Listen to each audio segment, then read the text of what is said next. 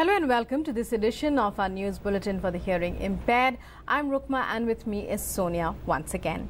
In our top story, in a strong message, the US has asked Pakistan to ensure that its territory is not used for planning attacks in India and to go after all terror groups operating from its soil. US State Department's deputy spokesperson Mark Toner said that this is one of the steps that the US is encouraging Pakistan to take for improvement of its relations with India.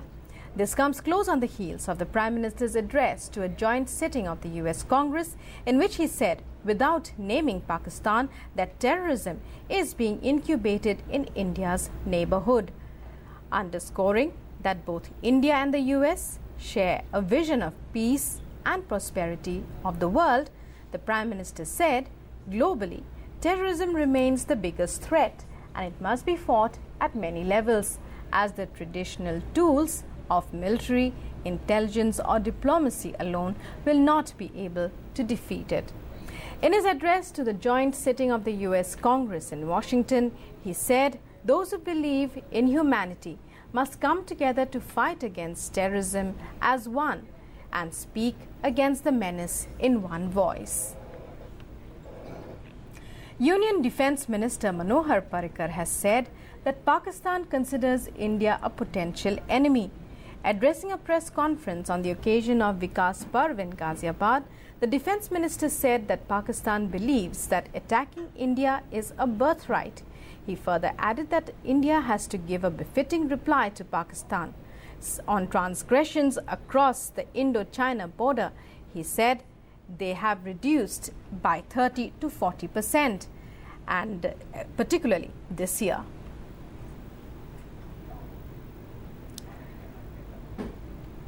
Polling is underway for 27 Rajya Sabha seats. A keen contest is likely in some of the seats in the high-stakes Rajya Sabha elections in 7 states, especially in Uttar Pradesh, Karnataka and Haryana, where the fate of candidates including senior Congress leader Kapil Sibal and senior lawyer R.K. Anand will be decided. 30 seats of the total 57 in the current round of biennial elections have already been decided without a contest. In a major breakthrough, the CBI on Friday arrested Dr Virendra for his alleged role in the murder of noted Pune-based Dr Narendra Dabholkar in 2013.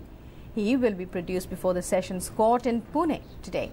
The CBI had conducted raids at Tavde's residence earlier this month.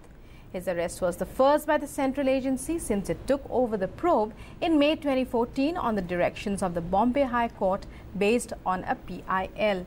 Dr. Dabholkar was shot dead by unidentified assailants on the morning of August 20, 2013 in Pune. External Affairs Minister Sushma Swaraj will today flag off the first batch of Kailash Mansarovar Yatris. The Ministry of External Affairs has received 1,400 applications for the Yatra so far. Of these, 350 will reach Kailash Mansarovar via Nathula Pass in Sikkim. The remaining will travel via Pithoragarh and Lipulekh Pass. The External Affairs Ministry organizes the Yatra from June to September every year through 2 different routes, the Lipulekh Pass in Uttarakhand and Nathula Pass in Sikkim.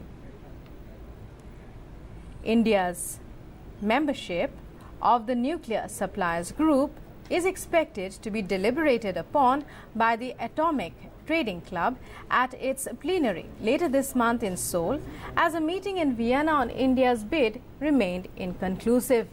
Though the US was strongly pushing India's case and most member countries supported it, it was China which opposed, arguing that the NSG should not relax specific criteria for new applicants.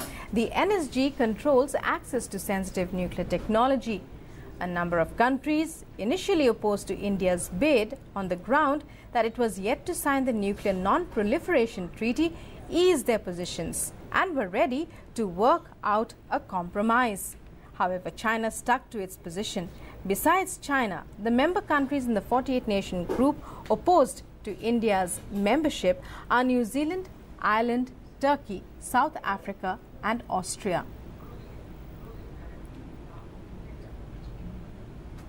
And with that, we wind up this edition of the news. Thanks for watching. Namaskar.